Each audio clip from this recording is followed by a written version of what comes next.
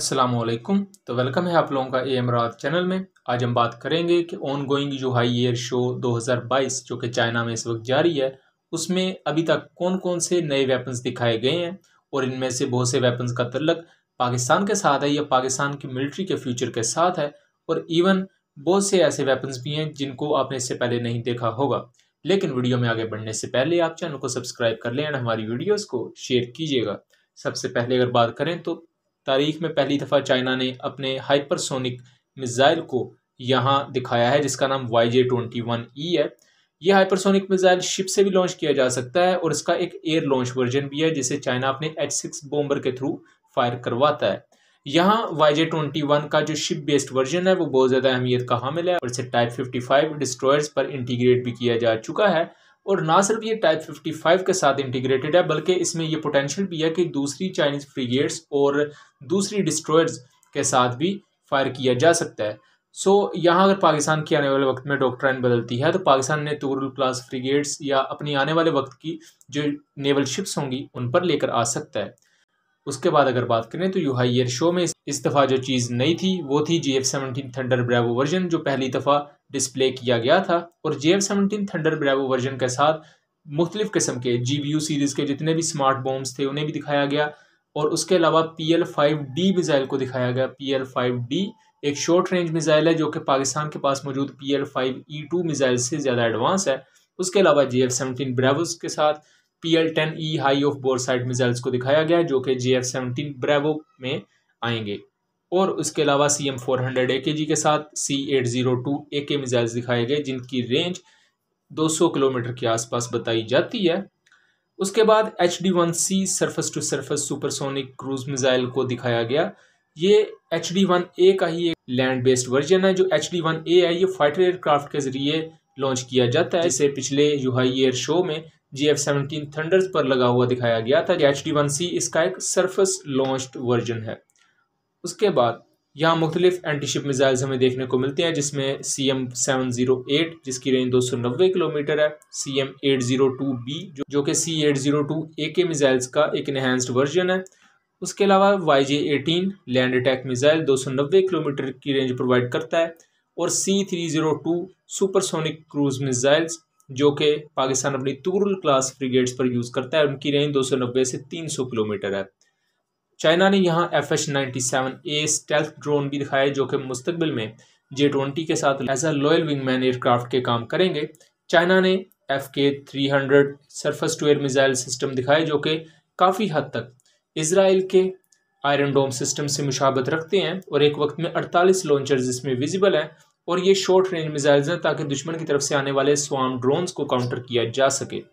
यहाँ चाइना ने एक नया semi ballistic surface launched anti ballistic missile दिखाया जो इससे पहले 2014 में दिखाया गया था और उसके बाद की कोई खबर नहीं आई थी। इसका नाम B611MR है और इसकी टोटल रेंज 300 किलोमीटर है। उसके बाद VT-4 टैंक का एक न्यू अपग्रेडेड वेरिएंट दिखाया गया है जिसके एक्टिव प्रोटेक्शन सिस्टम को बेहतर किया गया है, इसकी फायर पावर को बेहतर बनाया गया है, लेकिन अभी तक इसके बारे में ज़्यादा मालूमात मंजरेआम पर नहीं आई।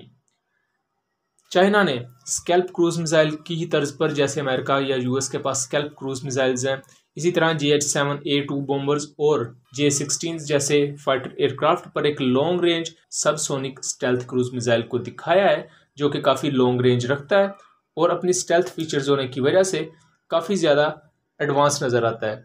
इसके बाद बात की जाए तो विंगलोंग 2 ड्रोन के बाद विंगलोंग 3 ड्रोन को चाइना मंजरेआम पर लेकर आया है और सबसे हैरानगी वाली बात यह है कि ये इलेक्ट्रॉनिक वॉरफेयर पोर्ट्स के साथ साथ मुख्तलिफ एंटी रेडिएशन मिसाइल्स और PL-10E high of bore side missile को भी कैरी किए हुए है। ना सिर्फ ये बल्कि यहाँ जो एक और चीज़ हमें देखनी चाहिए कि एयर लॉन्च ड्रोन को कैरी किया VL-3 ड्रोन ने यानी कि विंगलोंग 3 ने। एयर लॉन्च ड्रोन एक ड्रोन के जरिए फायर किया जा रहा है। इससे पहले US स्पैरोहॉक नाम का ड्रोन भी इस मकसद के लिए यूज़ करता है। यह बुनियादी तौर पर रिकॉनिसेंस या दुश्मन के इलाके में डीप पेनिट्रेशन के लिए यूज़ होता है जहां आपका मेन ड्रोन पीछे रहता है लेकिन एक दूसरा छोटा एयर लॉन्च ड्रोन को वो आगे भेज देता है जिससे आपको दुश्मन के इलाके की काफ़ी ज़्यादा मालूमात मिलती हैं।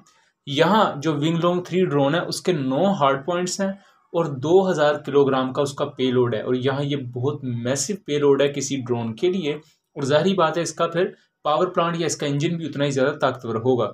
उसके बाद देखा जाए तो चाइनीज़ डिफेंस कंपनी नोरिनको, जो कि मुख्तलिफ सिस्टम्स बनाती है चाइना के, और उनके मुख्तलिफ सिस्टम पाकिस्तान के भी ज़ेरे इस्तेमाल हैं। इन्होंने नेक्स्ट जनरेशन एक आइडिया दिया है मुख्तलिफ ब्रिगेड्स बनाने का, जिसमें आर्टिलरी बटालियन अलहदा होगी, एंटी टैंक बटालियन अलहदा होगी, इलेक्ट्रॉनिक वॉरफेयर की बटालियन अलहदा होगी, और हर बटालियन में मेन उनके इक्विपमेंट के साथ साथ उनके सपोर्टिंग इक्विपमेंट भी होंगे। तो ये नेक्स्ट जनरेशन आर्मी का कॉन्सेप्ट उन्होंने दिया है। यहाँ SH-15 सेल्फ प्रोपेल्ड हाविट्जर्स को भी दिखाया गया है, जिनकी मैक्सिमम रेंज 53 किलोमीटर है, लेकिन स्पेशल राउंड्स को अगर यूज़ किया जाए तो उनकी रेंज ज़्यादा भी हो सकती है, और SH-15 को पाकिस्तान भी यूज़ करता है। उसके अलावा चाइना ने एक न्यू व्हीकल को भी यहाँ डिस्प्ले किया है, जिसके ऊपर वाले हिस्से को ऑब्जर्व किया जाए तो ये कोई लेज़र डेजिग्नेटर या एक लेज़र वेपन की तरह लगता है। यूहाई एयर शो में एक और चीज़ जो हमें नज़र आई कि चाइना यहाँ अपने WS-8 या Vizu-8 ड्रोन को मंजरेआम पर लेकर आया। ये सुपरसोनिक ड्रोन्स हैं और बुनियादी तौर पर मुस्तकबिल में आने वाले में चाइना के लॉयल विंगमैन ड्रोन्स हो सकते हैं, और इसकी जो मैक्सिमम रेंज है इसने पिछले अपने टेस्ट में पूरी की थी, वो थी 8600 किलोमीटर पर आवर। यहाँ बहुत सी दूसरी पॉसिबिलिटीज़ भी यहाँ हो सकता है। ये एक लार्ज साइज़ का सुसाइड ड्रोन भी हो सकता है, ये एक हाइपरसोनिक टेस्ट व्हीकल भी हो सकती है। इसके बारे में कुछ भी कहना अभी मुमकिन नहीं है। J-20s ने यूहाई एयर शो में बहुत ज़बरदस्त परफॉर्मेंस दी। WS-10C इंजन से पावर्ड J-20s ने हिस्सा लिया, जिनमें इन्होंने स्टैटिक डिस्प्ले के अलावा एरोबैटिक परफॉर्मेंस का मुजाहरा भी किया। चाइना ने यहाँ MD-22 हाइपरसोनिक टेक्नोलॉजी व्हीकल को भी शो करवाया है, जिसकी मैक्सिमम जो रेंज है वो 8000 किलोमीटर है। WS-10 या इसी से रिलेटेड इसी सीरीज़ का एक इंजन दिखाया गया जो 2 डायमेंशनल थ्रस्ट वेक्टरिंग प्रोवाइड करता है, और ये मोस्ट प्रोबेबली या तो चाइना अपने J-35s में यूज़ कर सकता है, या चाइना अपने आने वाले वक्त के 6th जनरेशन एयरक्राफ्ट के लिए इनको वैल्यूएट कर रहा है। J-20 के कुछ वर्जन्स को भी इसके साथ इक्विप किया जा सकता है। J-16 जैसे इलेक्ट्रॉनिक वॉरफेयर प्लेन्स को यहाँ दिखाया गया है। J-10Cs, दूसरे इनके बहुत से फाइटर जेट्स वो तमाम यहाँ शोकेस किए गए थे।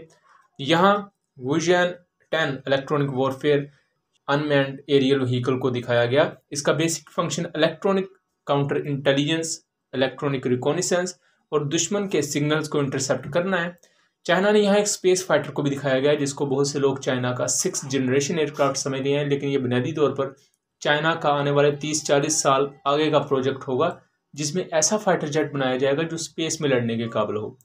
यहाँ चाइना ने एक बहुत ही मैसिव 1000 kg का लेज़र गाइडेड बॉम्ब दिखाया है, और इसे J-87A बॉम्बर्स और J-16 एयरक्राफ्ट पर माउंट किया गया है।